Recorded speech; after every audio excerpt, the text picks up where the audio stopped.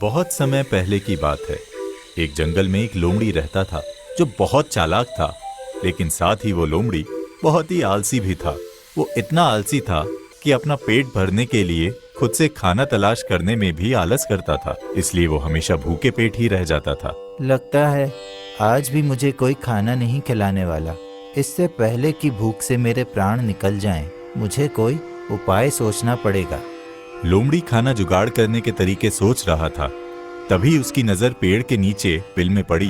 उसने देखा कि उस बिल से बहुत सारे चूहे निकल के कहीं जा रहे हैं। उन सब चूहों में एक चूहा बहुत ही मोटा और तगड़ा था।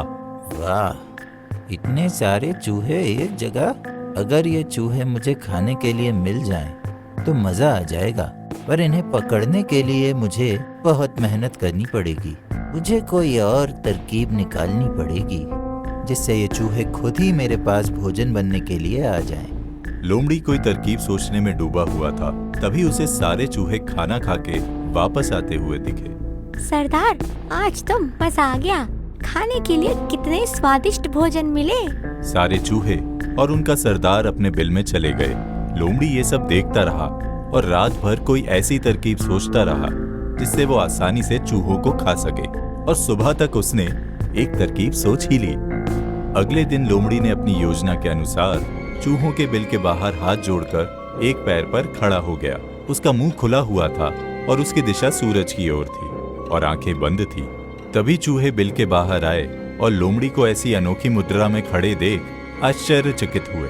उसे ऐसे खड़ा देख एक चूहा डरते डरते उसके पास गया। लोमड़ी भाई, तुम इस तरह एक टांग में क्यों खड़े हो? चूहे की आवाज सुनकर लोमड़ी ने धीरे से अपनी एक आंख खोली और गुस्से से बोला, मूर्ख चूहे, लगता है तुमने मेरे बारे में कभी नहीं सुना। अगर मैं गलती से भी चारों पैर जमीन पे रख दूंगा तो ये धरती मेरा बोझ नहीं संभाल पाएगी और उसी के साथ तुम सबका अंत हो जाएगा। तब तक बिल से और भी चूहे बाहर आ चुके थे और लोमड़ी की ये बात सुनकर उनमें खुसुर फुसुर शुरू हो गई और सब धीरे धीरे लोमड़ी के पास गए और चूहों के सरदार ने आगे आकर लोमड़ी से पूछा, हे महान लोमड़ी, हम आपकी बात सुनकर आपके बारे में जानने को बहुत उत्सुक हैं। कृपया हमें अपने बारे में कुछ और बताइए।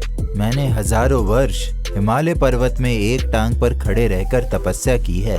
भगवान ने प्रकट होकर मुझसे कहा कि मेरी तपस्या से मेरा भार इतना अधिक हो गया है कि अगर मैं अपने चारों पैर धरती पे रख दूं, धरती गिरने लगेगी और ब्रह्मांड को फोड़कर दूसरी ओर निकल जाएगी।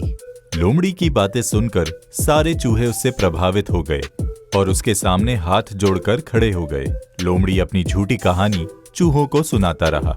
तब से देवताओं ने कहा कि धरती मेरी कृपा पर ही टिकी रहेगी और उसी समय से मैं अपनी एक टांग पर खड़ा हूँ, क्योंकि मैं नहीं चाहता कि मेरे कारण अन्य किसी जीव जंतुओं को कष्ट हो।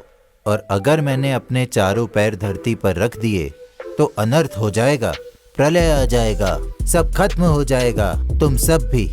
हे महान लोमड़ी, आप दिन रात एक पैर पर खड़े रहते हैं, फिर भोजन कैसे और कब करते हैं? मेरा भोजन केवल हवा है। मैं बस हवा खाकर ही जिंदा रहता हूँ। देवताओं के आशीर्वाद से मुझे खाना खाने की जरूरत कभी नहीं पड़ती। लोमड़ी की बात सुनकर चूहे उससे पूरी तरह प्रभावित हो चुके थे। जैसे जैसे लोमड़ी उन्हें अपने बारे में बताता गया, उनका सारा भय जाता रहा और वो निर्भय होकर उसके बिल्कुल निकट आ गए। चूहों को अपने इतने पास आते देख लोमड़ी बहुत खुश हुआ। वाह, लगता है मेरी योजना काम कर गई। अब मुझे भोजन की कमी कभी नहीं होगी। बस मुझे ये ढोंग चालू रखना होगा। इस तरह लोमड़ी रोज अपनी एक टांग पर खड़ा रहता और चूहे उसके चारों ओर बैठकर ढोल मंजीरे लेकर उसके भजन गाते। लोमड़ी ये देख बहुत खुश था, क्योंकि जैसे ही भजन कीर्तन खत्म करके चूहे अपने बिल में वापस जाने लगते, लोमड़ी चुपके से एक दो चूहों को दबोचकर खा जाता। वो मजे से दबोचे हुए चूहों को खाकर रात भर आराम करता था और फिर सुबह होते ही चूहों के बिल के पास जाकर एक टांग पर खड़ा हो जाता था। वाह, बिना परिश्रम का खाना कितना स्वादिष्ट लगता है। धीरे धीरे चूहों की संख्या कम होने लगी। ये अचानक से हमारे चूहों की संख्या कम कैसे होने लगी? जरूर कोई गड़बड़ है। इससे पहले ये सारे चूहे गायब हो जाएं, मुझे इसका पता लगाना ही होगा। हे महातपस्वी लोमड़ी, मेरी टोली के चूहों की संख्या दिन ब दिन कम होते जा रही है। ऐसा क्यों हो रहा है? चालाक लोमड़ी सरदार चूहे की बात सुनकर समझ गया कि अब उसका नाटक पकड़ा जा सकता है, क्योंकि सरदार चूहे को शक हो गया था। इसलिए उसने एक और ढोंग किया और अपना हाथ आशीर्वाद की मुद्रा में उठाते हुए सरदार चूहे से एक और झूठ बोला। हे चतुर चूहे, यह तो एक दिन होना ही था, क्योंकि जो भी बिल्कुल सच्चे मन से मेरी भक्ति करेगा उसे अपने पूरे शरीर समेत वैकुंठ की प्राप्ति होगी। तुम्हारे चूहे को अपनी सच्ची भक्ति का फल मिल चुका है। वो सभी वैकुंठ लोक जा चुके हैं। सरदार चूहा लोमड़ी की ये बात सुनकर चौंक गया। तभी उसकी नजर लोमड़ी के पेट पर गई और उसने ये देखा कि लोमड़ी पहले से बहुत मोटा और तगड़ा हो गया है। उसे समझ में आ गया कि हो ना हो लोमड़ी ही उसके चूहों को खा रहा है। ये कोई महात्मा या तपस्वी नहीं, बल्कि एक ढोंगी लोमड़ी है। मुझको सबको सतर्क करना होगा।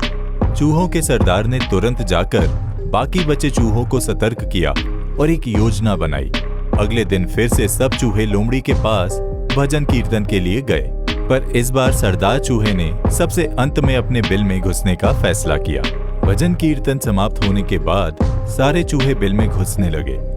चूहों का सरदार आज सतर्क होकर सबसे पीछे था और जैसे ही लोमड़ी ने उसे दबोचना चाहा, सरदार चूहा उछलकर उसके पंजे से बच गया और उछलकर लोमड़ी की गर्दन में चढ़ गया और उसे काटने लगा।